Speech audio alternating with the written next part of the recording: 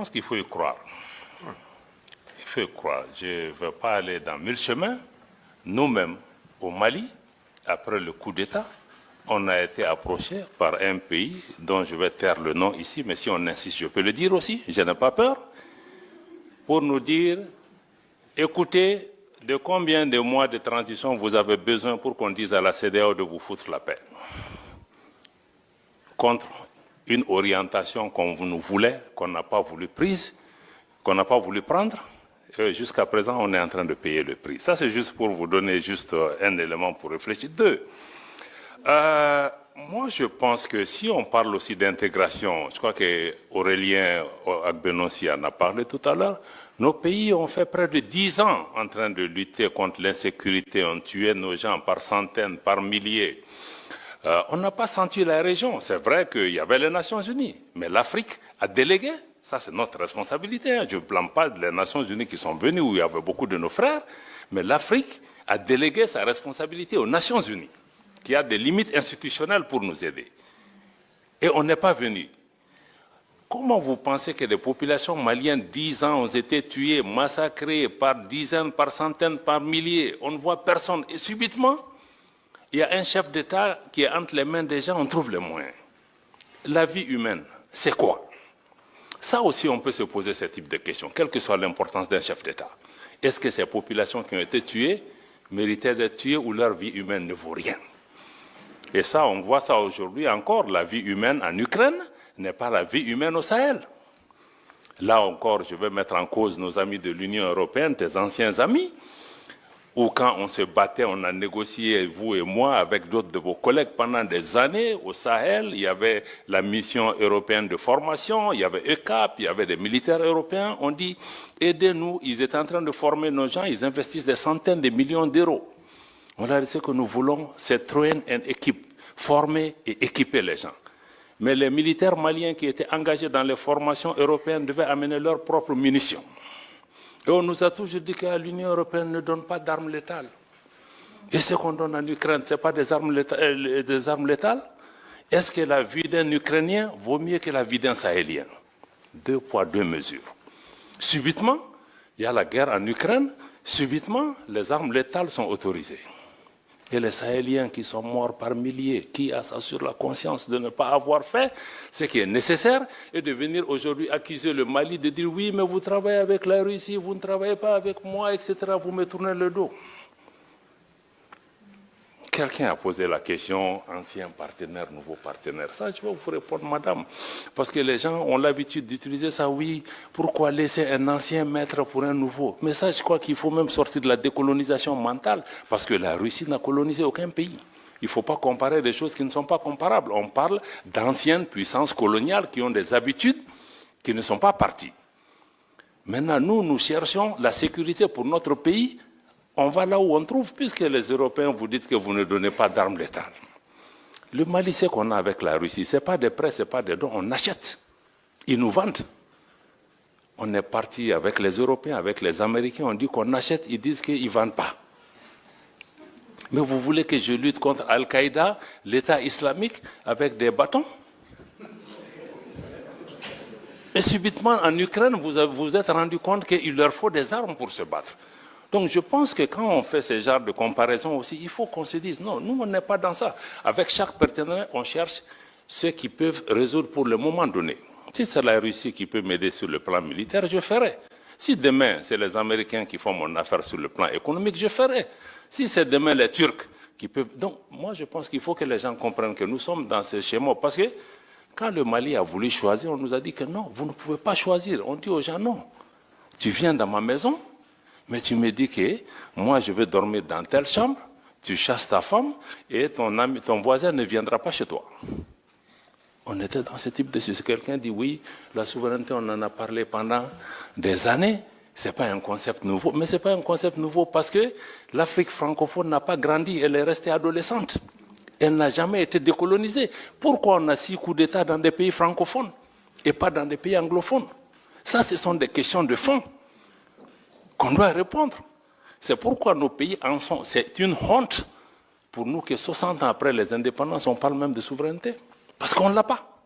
Ni monétaire, ni économique, ni politique. Donc je crois que ça, il faut vraiment intégrer ces éléments dans l'élément. Je crois que tu as parlé aussi de crédibilité, c'est ça. Quand on dit au pays démocratie, ceci, mais nous voulons tous la démocratie. Le Mali a été un modèle de démocratie avant de tomber là où nous sommes tombés. Mais il faut aussi regarder les choses dans l'ordre. Mais vous disiez, bon, les pays où il y a eu le coup d'État, on parle de qui? On parle du Niger, du Mali et du Burkina comme s'il y a eu des coups d'État que chez nous. Mais les autres là, il s'est passé quoi? Pourquoi personne ne s'interroge? Pourquoi personne n'interroge l'absence d'élections en Ukraine? Pourquoi? Grande question encore. 2 poids, 2 mesures. Donc je vais revenir un peu, tu as raison, l'industrialisation, la transformation, c'est la clé. Même nous, tout ce qu'on est en train de faire sur la sécurité, ça sera nul si on ne répond pas aux attentes de cette jeunesse, les emplois, les transformations qu'il faut. Je n'ai pas le temps de développer par rapport à ça. Aurélien l'a dit, si on veut parler encore de double standard, je l'ai dit encore au déjeuner avec les gens, je dis, mais on a des organisations où, quand les chefs d'État sont assis, on ne leur dit rien. Ils font tout ce qu'ils veulent. Mais quand il y a un nouveau qui a fait un coup d'État, on s'abat sur lui avec toutes les armes. Mais ceux qui sont là souvent aussi, qui créent des conditions pour qu'il y ait même des coups d'État et des troubles chez eux. Mais il faut que les chefs d'État qui sont en face de leur père aient le courage, souvent, de leur parler. Parce qu'on ferme les yeux jusqu'à ce qu'un militaire vienne tomber dans la sauce, et puis on se réveille subitement. Donc c'est ça le problème. Donc il y a des coups d'État aussi institutionnels. Il l'a dit, il ne faut pas avoir peur du mot. Donc d'autres font avec les armes, mais d'autres sont très rodés dans d'autres types de façons de faire.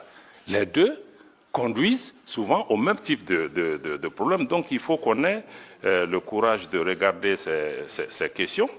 Et je pense qu'il faut aussi écouter la jeunesse, il l'a dit. L'Afrique est en train de changer, même pour nous dirigeants, je crois que la vitesse de transformation de notre jeunesse, nous n'en mesurons pas les conséquences.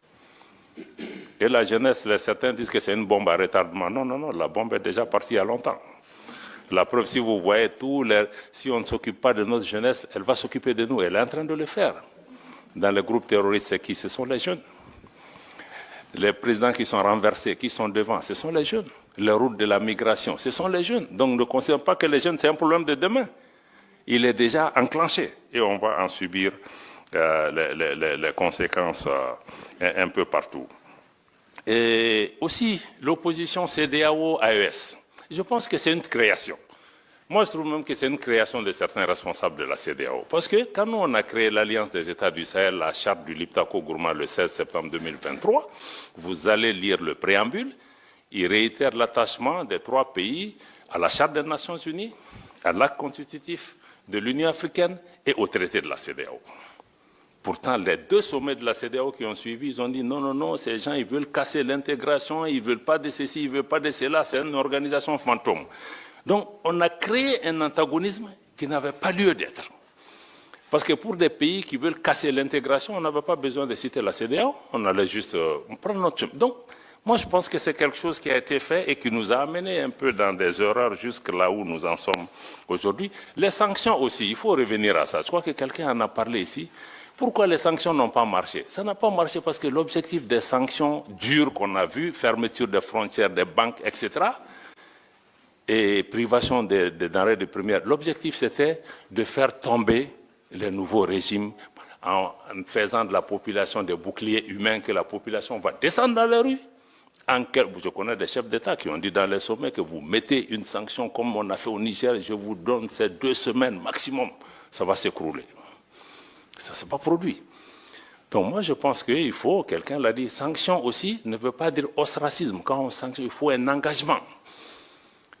On peut être exclu d'une organisation, mais ça ne veut pas dire qu'on ne doit pas parler à ceci. Notamment les secrétariats de nos organisations, le secrétariat de la Commission de l'Union africaine, le secrétariat de la Commission de la CEDEAO, même l'UEMOA. L'UEMOA, ce n'est pas un secret, moi j'ai vu, le président de la Commission de l'UEMOA n'a jamais voulu rendre visite au Mali en disant que nous, il n'a pas reçu d'autorisation pour le faire. Mais quand on est même suspendu, toi tu es secrétaire, parce que quand on est suspendu, je vous dis, on est obligé de payer nos cotisations. Donc ça veut dire que le président de la commission, je le paye. Donc je pense que toutes ces séries d'erreurs doivent pouvoir être évitées de mon point de vue. Notre sœur journaliste de Africa, il a dit l'accès à la mer. Vous savez, l'accès à la mer n'est pas une condamnation à mort. L'enclavement. La Suisse est un pays enclavé. Deuxièmement, nos pays ont vécu des années après les indépendances, avant la création de ces organisations. Nous avons des modalités. Nous avons même des modalités bien avant ça. Donc, quels que soient les cas de figure, je crois que ce soit sur le plan bilatéral, que ce soit entre l'AES et la CEDEAO, on va devoir trouver des modalités, c'est ce que j'appelle des modalités de vivre en commun. Comment les gens vont aller et venir, comment on va sécuriser, comment on va se marier, comment on va faire ceci, ça. Donc je pense que ça, on ne peut pas nous faire peur avec ça. Deuxième élément, si un pays côtier peut te taper la poitrine, c'est parce que tu as des pays enclavés en face, qui sont tes clients. Parce qu'autrefois, nous, on pensait que c'est le Mali qui dépendait des pays côtiers, mais aujourd'hui, tous les pays où il y a des ports, ils sont tous à Bamako représentés en compétition. Parce que je peux décider d'utiliser Cotonou. Si Cotonou me fatigue, je vais aller à Dakar. Et il me faut. Donc, moi, je pense qu'être enclavé aussi, bon, c'est une contrainte physique, mais ce n'est pas une condamnation à mort. Les pays qui ont investi des milliards de dollars, qui se sont endettés pour renforcer les capacités de leurs ports, mais si nous, on n'utilise pas leurs ports, ils vont aller où? Donc, quelque part, on va devoir s'asseoir avec lucidité, pragmatisme et trouver des solutions. Alors moi, je crois que ceux qui disent aussi qu'on va venir, nous, je pense que notre président était très clair l'autre jour, il a dit que nous, on a pris un chemin de non-retour, il faut que les gens intègrent, mais je crois que les gens ne prennent pas encore au sérieux, il faut qu'ils le fassent. Mais posez-vous la question, et s'ils ne reviennent pas? Quelle est la réponse? Donc je crois que prenons les deux options et disons-nous, on est tous des hommes politiques, je crois que toutes les options peuvent être possibles, mais posons-nous aussi l'autre cas. D'ailleurs, je pense que notre frère du Maroc l'a indiqué, que bon, il y a d'autres initiatives qui viennent. Le Maroc a mis en place cette initiative royale. Ça veut dire qu'on a la CEDEAO, on a d'autres mécanismes, on a d'autres offres. Comme pour les partenariats, là, je crois qu'il y a plusieurs offres, hein, que personne n'ait l'arrogance de penser que je suis la seule voix. Et après tout, nous sommes des pays qui ont existé avant ces organisations. Et donc, je pense qu'il faut que nous intégrions vraiment ces éléments. Madame la journaliste qui est au fond, je pense que je ne vais peut-être pas vous répondre parce que le frère qui est là, qui parle au nom de la société civile, a certainement pris en charge une bonne partie de la question. Mais souvent, on peut juste vous demander où est-ce que vous étiez quand les Maliens mouraient par centaines de milliers à Tombouctou, à Gao, à Kidal, hein, et dans la région de Mopti. Personne ne leur venait au secours. Est-ce que vous êtes interrogé comment ces gens mouraient? Est-ce que ces grandes organisations se sont occupées de ça? Donc je pense que nous considérons que nous sommes vraiment, nous passons des difficultés. Personne n'a dit qu'on veut installer des dictatures militaires, etc. Mais on a dit qu'on est en train de construire un État, de créer des conditions pour un retour à l'ordre constitutionnel apaisé et sécurisé. Mais on est dans un contexte aussi géopolitique extrêmement tendu où des forces travaillent au quotidien pour nous renverser, pour créer des problèmes dans nos pays, y compris en utilisant la presse, la société civile. Au quotidien, le Mali est en train de démonter des tentatives de déstabilisation. C'est quotidien. Et je n'invente pas la chose par rapport à ça. Donc, en résumé, vraiment, c'est dire que nous, l'initiative de l'AES, c'est que vraiment nous voulons compter sur nous-mêmes pour nous en sortir. Ça ne veut pas dire qu'on n'a pas besoin des autres, ça ne veut pas dire qu'on ne veut pas faire de partenariat, mais on est sorti du paradigme où on pensait que c'est l'ancienne puissance coloniale, c'est X, Y, s'il ne me vient pas en aide, je vais mourir. Mais il faut que nous aussi, on regarde en nous-mêmes quelle est notre valeur. Parce qu'on nous a mis dans la tête qu'on est pauvre et nous-mêmes, on est convaincus qu'on est pauvre. Et ceux qui nous disent qu'on est pauvre, ils sont chez nous, même si on les chasse, ils ne vont pas. Donc, quelque part, il faut que nous-mêmes, on change notre regard sur nous-mêmes. Peut-être qu'on n'a pas tout, mais si on changeait la façon de faire, les règles du jeu, si on arrivait ne serait-ce qu'à transformer certaines choses, mais on peut créer des valeurs, ces valeurs peuvent profiter aussi à d'autres. Donc l'AES, nous voulons pouvoir regarder un peu chez nous. On sait que ça sera dur, très dur. Parce que si tu veux compter sur toi, il y a un prix à payer. Et tous les jours, on nous fait payer. Il y a même une guerre économique aujourd'hui contre nos pays. Pour juste montrer que l'exemple, l'expérience ne va pas réussir. Bon, moi je parie aussi que c'est à nous.